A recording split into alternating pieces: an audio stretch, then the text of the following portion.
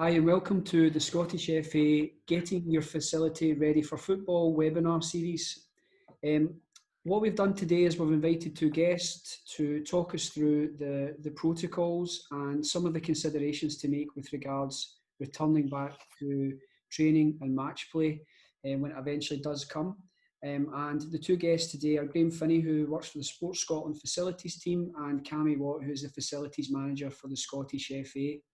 I'll hand you over now to Graham, who's going to talk us through the first part of the presentation, and towards the end we will answer some frequently asked questions from the series of webinars that we've hosted so far. Thanks, Danny. Firstly, I'd like to thank the Scottish FA for the opportunity to discuss the getting facilities fit for sport. This information follows on from our initial set of guidance at the start of lockdown on decommissioning facilities, making them safe during this period when they wouldn't be in use. The time we've taken since lockdown, we've worked extensively with pulling on a number of sources across the UK and other countries to find out what best practices out there to get facilities ready for the participants and players to get back into them safely, whether it's into the changing rooms or back onto the pitch. We're still researching and we're still learning, and we'll keep updating as things move forward. The objective today is really to focus on the first two areas, the plan and prepare sections of our guidance. The other two sections, of protect and review, we'll touch on at the end. In the planning and review sections, it's the considerations of how to prepare the facilities before getting players and coaches and volunteers back to your clubs. It's crucial that these facilities are ready and are safe for our players and coaches and volunteers. The preparation phase is about what the actions are to actually get them ready. And it's really good that the Scottish FA have aligned their facilities guidance with the Sports Scotland guidance with the four phases, the four stages of the plan. As you can see on this slide, there's a number of things that the Scottish FA have done in terms of resources. There's an excellent resource in the Return to Football Hub. The guys will come on to talk about the identifying a facility COVID coordinator, as well as other resources that are available through the Scottish FA, as well as in the preparation phase with signage and the like. In the planning phase, these are the considerations that you have to undertake to prepare the facilities you have, the pitches and pavilions, for opening. And in that review, in this planning stage, it's the responsibilities of the management and committees to look at what's happened in this period of lockdown, to review and updating any existing policies and procedures that you have, and risk assessments, making sure that they now align with the current situation with lockdown. And reviewing those as the lockdown changes with the government relaxations that keep coming towards us. Connecting with your networks, it's great that the clubs have already started connecting with the Scottish FA. It's now crucial that they also connect up with other networks, sports development officers locally, local authority facility operators, their own members, not just the players and coaches who might be able to help in bringing the facilities back into use. We need to look at the current and future requirements of players and participants as things keep changing. We also need to assess the impact that the period of closure has had. Buildings don't tend to be closed for this period of time, and there's a number of things that really need to be checked. And in that planning phase, it's worth drawing up a list of what those things might be. You really need to check with your building insurers to make sure that there's nothing in there that would impede you getting back in and getting started as soon as possible. One of the reasons we produced the guidance this quickly was to make sure that the buildings can be prepared and ready for the participants to come back prior to the green light being given by the Scottish Government for people to get into the facilities.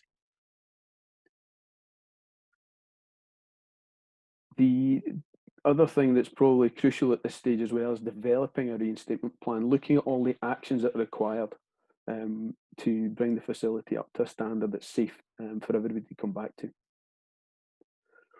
Once those plans are prepared, establish what, and you can get into the building. It's then looking at making sure that you can bring the building back up to use. So once you've established the condition of the facility, there could be a whole host of things that have gone wrong over this period. One thing you'll need to do is test the water. If you've not been able to get in during the period and run the taps for 5 minutes, every tap, and flush every toilet, there is a risk of some sort of waterborne bacterial in there, like Legionella.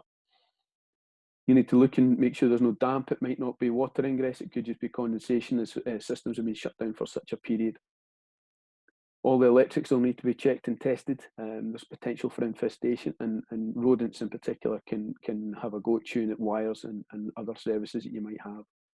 Gas services will need to be checked as well.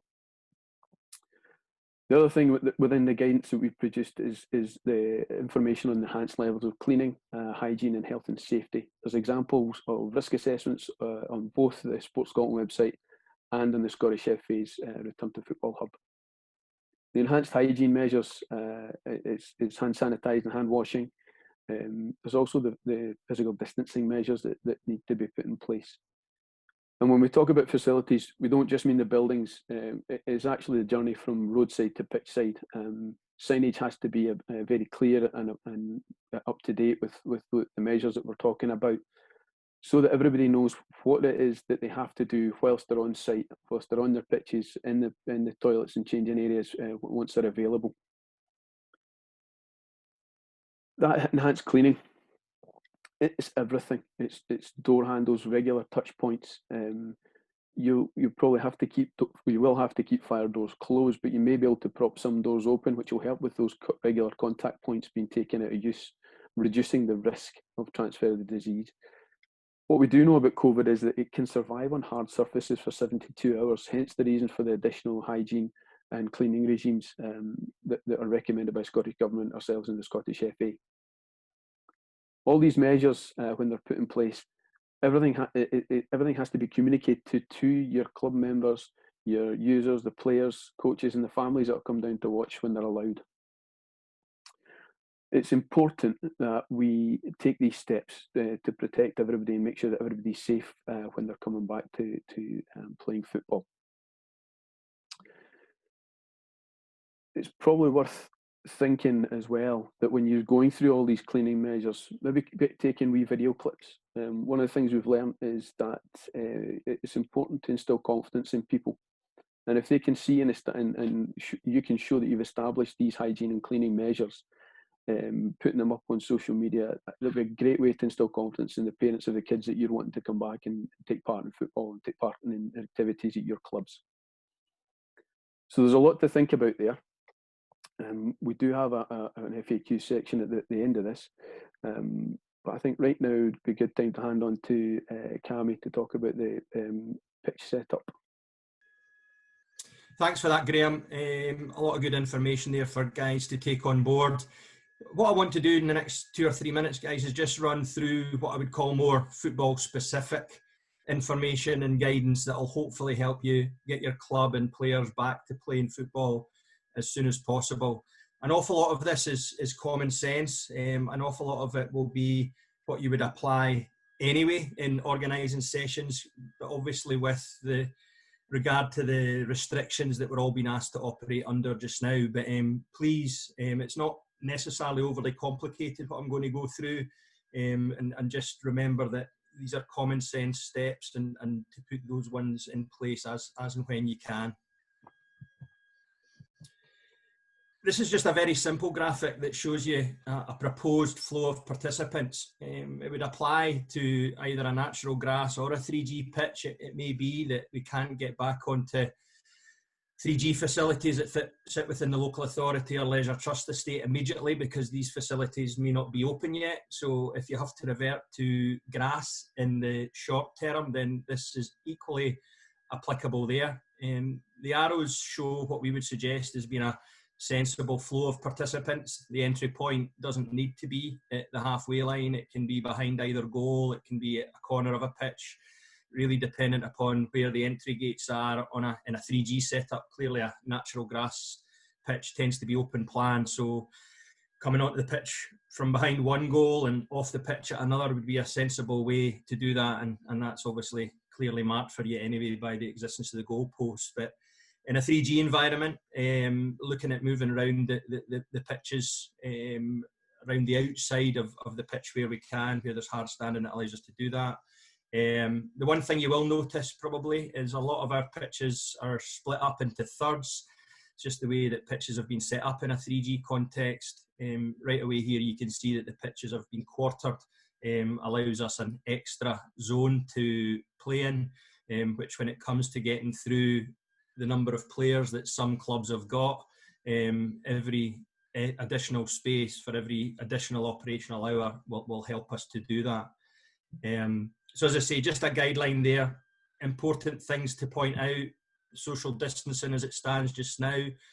Still maintain those distances, the buffer zone, if you want to call it that, between the four areas. And that will change over time. Obviously been talking more recently about the 2 meters dropping to 1 meter plus 1 meter, and then hopefully we'll eventually get to a point where there's no restriction. This is just an example pitch setup timetable. It's really, really important to stress that where we can, build in plenty time for changeovers and any cleaning of equipment that you might need to have between sessions. What we would suggest is that when it comes to goals and perhaps markers and things, depending upon what type of informal session you're running, is to try and leave the movement of equipment to a minimum. That way it avoids any issues with having to clean constantly between sessions. It reduces the risk from touch points, which Graham obviously mentioned. So build plenty time in for changeover of players and indeed coaches. Where you can, obviously limit crossover. So if you can identify, again, to use a 3G pitch as an example, you tend to have an obvious main entrance point, tends to be a double width gate for maintenance equipment to be able to get in and out. If you can use that as the entry point, perhaps, and if there's an appropriate additional gate somewhere positioned around the pitch, a ball retrieval gate or such like, or a secondary entry, which some pitches do have, perhaps identify that as the exit point, and just make sure that the area immediately outside the pitch is safe for especially younger kids to walk on. These areas can sometimes be left to overgrow, or the ground immediately outside the pitch can sometimes be not as formal as a tarmac path, and just to ensure that that's safe as an exit point. But the more we can limit crossover, the better, for obvious reasons. When it comes to the sessions themselves, some bullet points there for you. I'll not go through them individually, but please do give yourself as much time as you possibly need to change the pitch over. It's going to be stressful and difficult enough for you guys out there trying to get through 100, 200, 300, right up to 1,000 players in some instances under these restrictions. So please build in as much time as you can in between, and importantly at this stage is ask parents to bear with you if the sessions are shorter in duration and fewer per week than they would normally have. Obviously the priority is to try and get round as many players as we possibly can. So if that means what would have normally been an hour session becomes 45 or 50 minutes, or an hour and a half becomes an hour and 15 minutes, then that's going to have to be accepted at the moment, and we would ask you to ask parents to be aware of that and to bear with you while the restrictions are in place. Just another couple of things: come ready to play. Again, common sense, and in tandem with that, if you don't need to use a building, don't use it. Obviously taking kids into built infrastructure just increases the chance of picking up infection significantly more touch points in a building than there are in and around a 3G pitch or a natural grass pitch. So certainly for the younger kids, it probably won't be too much of a change from the norm for them. They probably come ready to play more or less, carrying their shin pads perhaps, but dropped off by mum and dad and then picked up by mum and dad at the end of the session. We would certainly endorse that, again, for the reasons I've stated. And also when it comes to parents, carers, coaches, visitors, whoever it might be, these people will be included in head counts at the moment. So unfortunately, we maybe need to ask people to step away from spectating as closely as they would normally do in order that we can get more players on the pitch rather than having parents at the sidelines. Because these people, everybody that's in and around a session is counted towards the total head count in that session. And that's really it for me. As I say, the points that we've identified really are common sense, and any more resources available readily, as Graham I think's already said, at the Return to Football Hub. There's a number of individual links there to facilities and different templates and things that you guys might need. It's a really, really useful hub. It's got lots of great information on it, and together with the guidance from Sports Scotland, you'll find that there's a consistency between the two, which is clearly a key issue at this particular moment in time. And finally, for me, just enjoy getting back to playing football when we finally can. Thanks.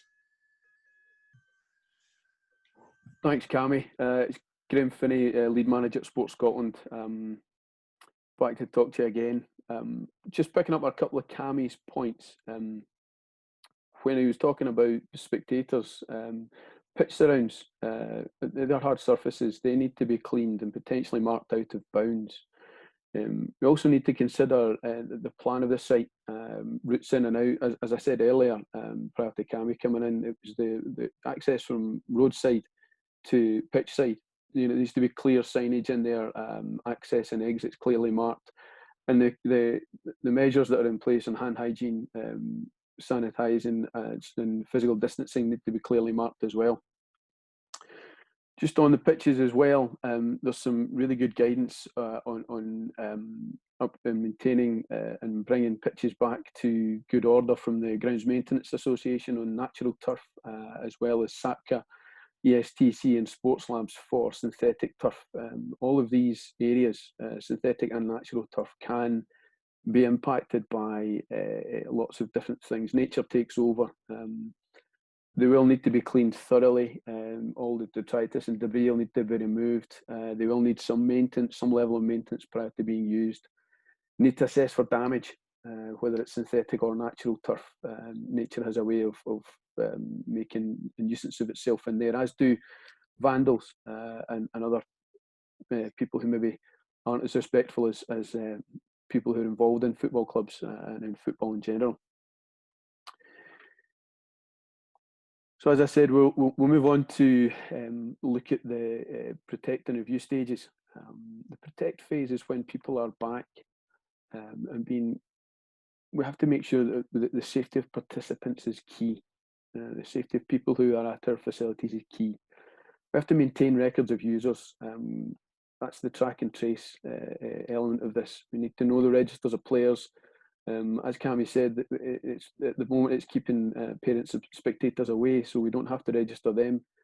But we do have to manage the drop-off and pick-up areas. If you're on a busy street, you don't want parents parking, getting out their cars and having a chat if it's going to cause a nuisance to the neighbours. And again, that's about protecting your players, their families, and their coach and the coaches, so that everybody's safe when they arrive and leave the facility. Cleaning plans need to be updated as things move forward. If you need to change those cleaning plans as the participation increases, then that's what has to happen. Hygiene measures have to be reiterated regularly, and risk assessments have to be updated, and all of that has to be communicated to the participants, whether coaches, players, or parents. In the review stage, everything is changing, as we've said. The Scottish FA Return to Football plans will keep changing as the guidelines get relaxed. You need to keep updating risk assessments, operational policies, hygiene and cleaning plans need to be updated as we move forward. And everything has to be communicated back to all the club members and the volunteers and families. Even if nothing changes, it's just a good opportunity to update people on the current situation, the current guidelines and the current operations at the facilities you have. Refreshing signage if it's getting worn. The weather will have an impact on signage, so it's worth making sure it's still clear and visible to everybody, no matter where they are on your site. And it's worth looking at long-term planning of where things go with the club, the new volunteers you might have to bring in to help support this, and how we take things forward as the guidance relaxes or tightens if things go the wrong direction. Currently, as we're recording this, Leicester's back in lockdown, so there's examples where we need to be mindful that we all have to behave and be responsible for our own hand hygiene, physical distancing, and protecting others, and staying safe when we're getting back to playing football. So I think it's a good opportunity for us now to look at those questions that have been coming up at other webinars. Okay, Graham, Cammy, thanks very much for taking us through that presentation. Just from our perspective at the Scottish FA, I'm keen to stress the fact that currently, as things stand, formal training and formal match play are still currently suspended for a vast part of the game. Because that is the case, we're hoping that this phase 2 is very much an element of or time for clubs to be patient and plan and prepare a return back to the pitch. Everything that the guys have spoke about up to this point has been round about informal activity. It's just basically setting up a series of programs and protocols for you and your club so that you're able to act, or people are able to access the pitch. Coach-led sessions, coach-directed sessions are something certainly we are not advocating currently. There has been questions in the past with regards insurance. Is it applicable for my club? Am I covered? If that is the case, then what we're basically trying to say to you is that currently, because formal activity is not permitted, that the current A&A insurance will not be applicable at this stage. What you will have to do is you'll have to contact your own individual insurers to try and get a sense of what is available for coverage in terms of public liability, etc. So please, we would encourage you to do that as a matter of course as you're going through this process and this programme. The second thing is with regards the number of players that are permitted onto the pitch, and if this is going to change. Now, obviously, as we move through the phases, this may actually change for children and young people, it may change for adults, but as we currently stand, the guidance and the advice is for no more than 8 individuals from 3 households, and that does include coaches or parents or people who may be involved with that group. And we're certainly again encouraging that it's informal activity at this stage and not necessarily coach-led and coach-directed sessions. One of the other questions as well is with regards first aid, and we can pick that up as part of the conversation, but there is advice and guidance available, and we'll send this out certainly through the information that we're passing out to all registered attendees on the best advice currently for first aid. And lastly, from my perspective, just before we move on to the kind of wider Q&A piece, the idea of the COVID coordinator, and you can find information on the job role and the profile on the Scottish FA Return to Football website, is very much just being a focal point for each of individual club with regards to the risk assessment and all the other processes and protocols that are required to be adhered to. We genuinely feel, though, that it's not just the COVID coordinator's responsibility to take ownership for public health messaging. It's got to be the role of absolutely everybody involved at the club. Every parent, every player, every coach have got to take responsibility.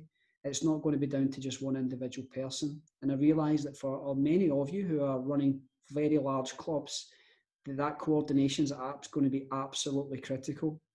One of the things that we have found out is that there are, a percentage of club members and players and coaches and officials and everybody else involved at the club who are apprehensive about returning. And we want to try and stress that everything that Graham and Cammy have said is really about instilling confidence. And the idea that the COVID coordinator and the information that you collate gets passed on to every member will only increase the confidence. That can only be a good thing. So I just wanted to share those parts before we move on to the FAQs. One of the things that's came up, Graham, is that risk assessments, there's been questions with regards, are there templates available and what processes clubs should go through? Do you have any advice on that? Yeah, Thanks, Danny. There's a good template on both websites, in the Scottish FA's hub, as well as on Sports Scotland's Getting Your Facilities Fit for Sport website. The advice, I guess, is where possible, ask your club members, ask the family members if there's anyone with experience of doing risk assessments. If not, it's a fairly sensible approach in doing risk assessments. It's understanding the operations, identifying the people involved in that, and identifying what the risks might be and how you can either remove or mitigate those. If you need any help and advice with that, there's guidance on the HSC's website, and anybody in the facilities team at Sports Scotland would be happy to help with that as well.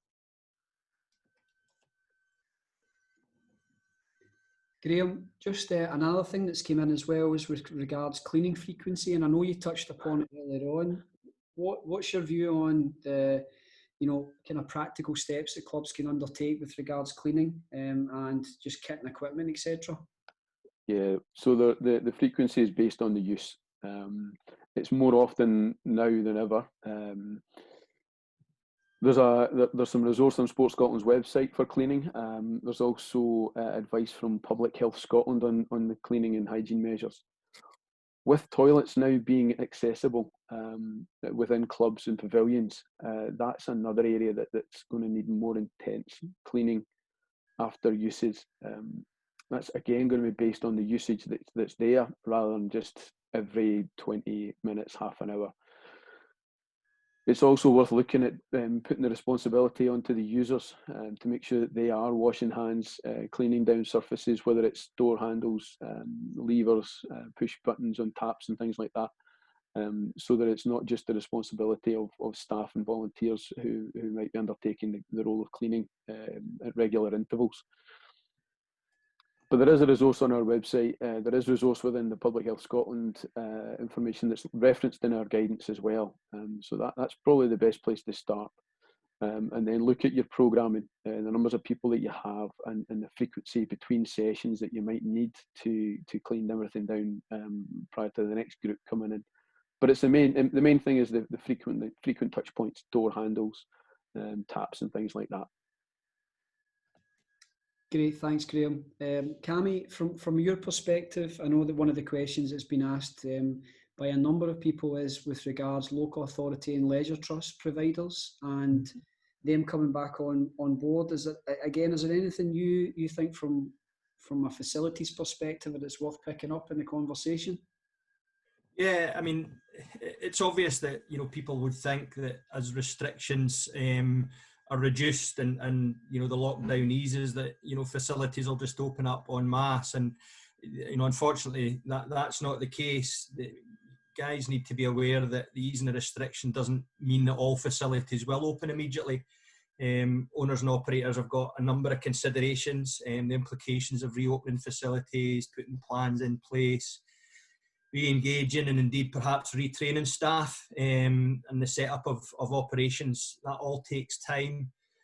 It's also fair to say that the local authority and the leisure trust sector have obviously gone through a difficult time, significant loss of income, whilst they'll be looking to make that up as soon as they can. They can only really open facilities where it's commercially viable to do so.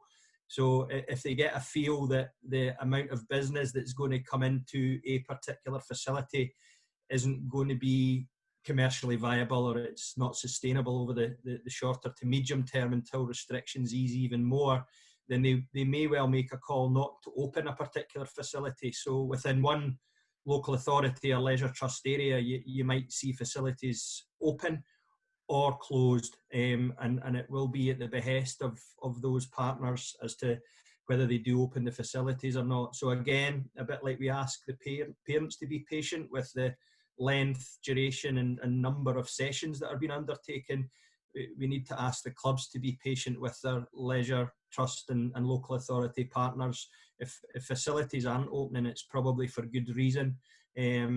And if the facility that you normally do use is under the auspices of a local authority or leisure trust, and it means you might need to decamp to a natural grass park facility as an alternative in the shorter term, then we would look to you guys to do that.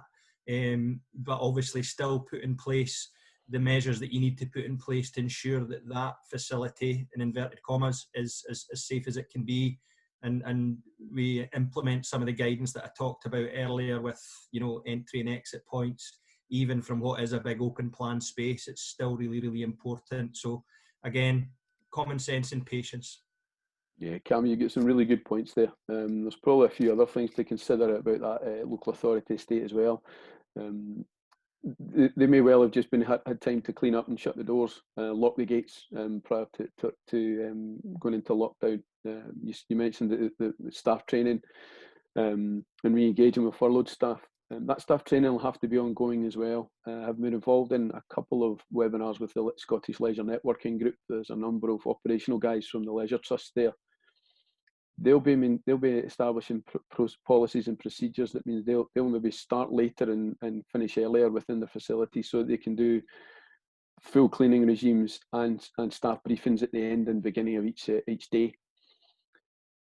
They might also have larger buffers in between sessions, which will reduce the programming capacity on pitches, because they'll need to go through their risk assessments again and their procedures that they have in place, which might need to be more rigorous and onerous than the club facilities that maybe they are under the auspices of the football clubs. The other thing to consider as well is the schools estate. And whilst there's been talk about them going back fully in August, there may be issues about, again, accessing and cleaning the schools estate. There's several different operational models in the schools estate as well that might impact on access for community use across sport and football in particular around the 3G estate. So these are all things to bear in mind when you're, and it's worth having early discussions with those local authorities, with the schools operators, to see when and what access will be available for your clubs to play football and do training. Thanks to both of you for that information. I just think that one of the things I just need to pick up as well is just with regards the announcement of changing. So obviously when phase 3 comes in, again, one of the questions that we get asked is whether or not we're able to go and offer some insight before those phase 3 adaptations take place. What does it actually look like from a practical perspective for clubs? Unfortunately, we're not in a position to be able to give any guidance other than the fact that when we receive guidance from Scottish Government and First Minister, etc., we'll work with Sports Scotland and Scottish Government to translate that information and get it out to you, the club. So again, you'll have to bear with us and please be patient as we're getting to that stage. But I think one of the crucial things that we will really want to stress, and I know I said this previously, is that we want you to use this time to plan and prepare what your facility looks like. One of the things could be that, which we've downloaded on or is downloadable on the Scottish FA website, is signage and documents that you're able to then go and showcase around the facility. Graham, is there any advice and guidance about trying to make that as accessible as you possibly can for as many different people?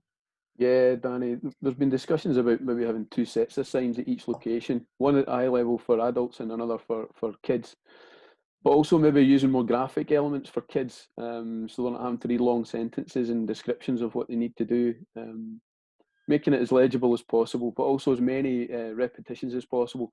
As I said earlier, from roadside to pitch side, so that the messages that you want to convey to your players and members and families is given to them on a number of occasions prior to getting to pitch side. As you say, the signage you've got, the examples you've got are really good on the Scottish FA's website, and I would recommend that guys use that. The other thing we've been thinking about and talking to other people about is creating a plan for your members and distributing that to them so they can see where the access points are and pick-up points are. And what that might be useful for and further down the line is when you've got visiting teams, so that they can actually see where the access and egress points are and how they are able to manage getting in and out of your facility safely at all levels of the game for matches and tournaments. Once we get to that point, I think it'll be important to make sure that everybody is aware of what procedures and policies are in place, not just your club members, but the visiting teams when we get there. Great, Graham, thanks. Cammy, I don't know, but just before we finish up, is there anything from your perspective you'd like to flag now in terms of frequently asked questions. And Graham, probably the same offer to yourself as well, just before we finish. I don't think so, Danny. We've touched on the key ones that have come up in the webinars hosted so far.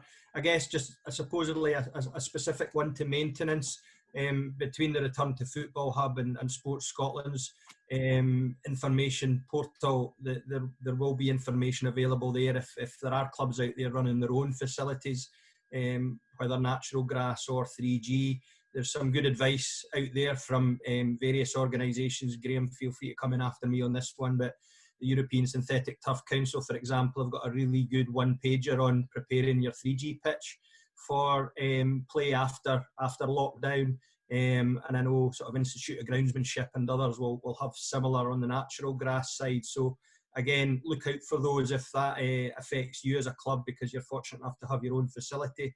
Then again, a visit to either our own Return to Football Hub or Sports Scotland's portal will show that information. Graham?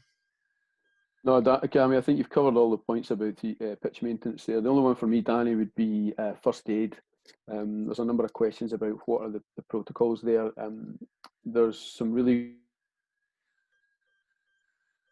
good guidance from as well as the Royal Life Saving Society. Return to Football Hub. They're also referenced in Sports Scotland's guidance as well. So that would be the final thing for me, Danny, just the first aid. Make sure you're up to date with what has been said by those two organisations. Great, guys.